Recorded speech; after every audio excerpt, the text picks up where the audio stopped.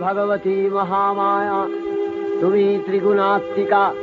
তুমি রজগুণে ব্রহ্মার গৃহিণী বাগদেবী, সত্যগুণে বিষ্ণুর পত্নী লক্ষ্মী, তমোগুণে শিবের বনিতা পার্বতী, আবার ত্রিগুণাতীত তুরীয়াবস্থায় তুমি অনির্বচনীয়া, অপার মহিমময়ী পরব্রহ্ম মহিষী দেবী, ঋষি কাত্যায়নের কন্যা কাত্যায়নী, তিনি কন্যা কুমারী আখ্যাতা দুর্গী।